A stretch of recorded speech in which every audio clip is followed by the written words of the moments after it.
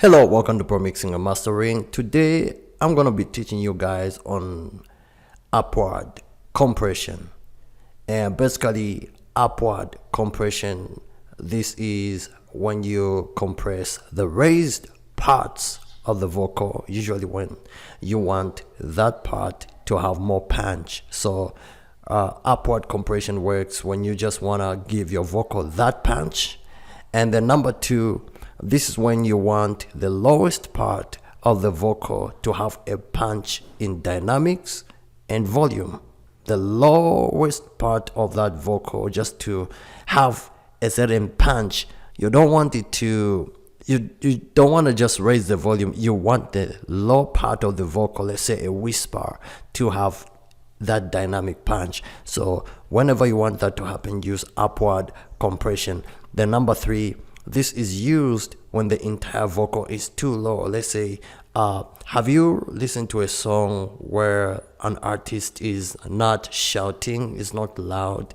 They're just seated on a chair and they're just singing, for example, country songs, like just Kenny Rogers is just sitting there, but some of them just whisper, but you wonder, how did they get that punchy? How did they raise the volume?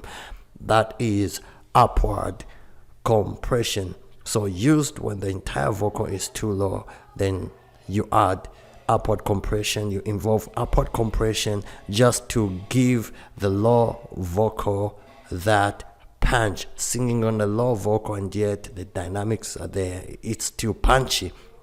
Then number four, you can use upward compression on drums, especially when you want them to hit hard. Like you just want the drums to just hit hard. You can involve upward compression. This is what I mean. Let me show you. Here's my vocal. Hallelujah, He has done it for me.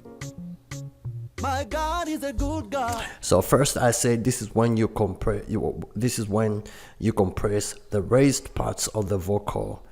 Usually when you want that part to have more punch. So let's say I want this part to have more punch, then I'm gonna involve upward compression, the opposite of the normal compression. So this is a downward compression, which is normal, where the ratio goes down, the threshold, just like that, but the ratio has to go down like this. Hallelujah, He has done it for me. So the yellow shows that this is a downward compression, the normal compression that we put on our vocals, on our drum sets. But there is also a second compression, which is called upward compression, and this time the color changes from yellow, and I think it changes to blue somewhere there. So upward compression is when you take your ratio upward like that instead of downwards. I want you to see this. The louder part is gonna get more punchier, but when you compress it in a normal way like this, the louder parts are decreased and the lower parts are increased. But in this case, it's the opposite. The louder parts are more punchier and increased even more, and then the lower parts are slightly reduced a little bit more, but given a certain punch. I want you to be with me. So this is what it means. This is what I mean. Hallelujah. Now I'm gonna raise it up. See what is gonna happen to the compression. Instead of going downwards, it's gonna go up. So that is upward compression like this. Hallelujah. See, when I sing hallelujah, just that part gets punchy. Hallelujah, He has done it for me. So whenever you want that punch, you can use that upward compression. And then let's take it to down. Let us take it down. Then I said this is when you want the lowest part. Let's say maybe there is this low part right here, this one. So when you involve upward compression like this, that is gonna get punchy. You see that? Downward, normal one, Fortune. so it gets more punchier. This is really something that is gonna help you to just add a little bit punch. Don't overuse this. This is very, very, very powerful. It's something that can make your vocal sound punchy and at the same time can destroy your vocal. So make sure that you follow what I'm showing you. Just give it a little.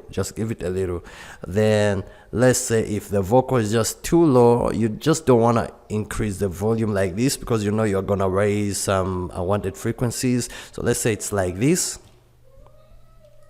Hallelujah. So what you do is give it an upward compression. Hallelujah. He has done it for me. Before, Hallelujah. Hallelujah. He has done it. so just give it a little bit of that upward compression for it to just have that good compression. Then you can also add upward compression on your drums.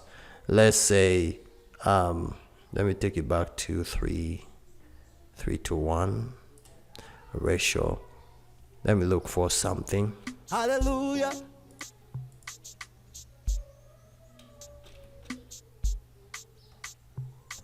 Yeah, so there we go.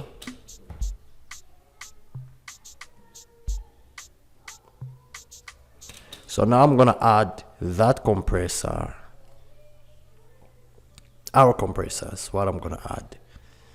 And my bad, yeah, just like that. So I'm gonna take the threshold to 12 point or 11.5.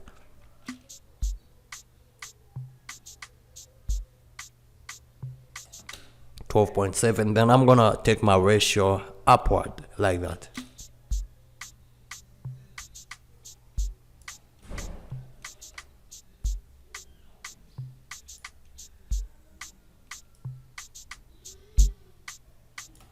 Until I begin to see upward compression taking place. So with this one, it starts on 24, negative 24.7.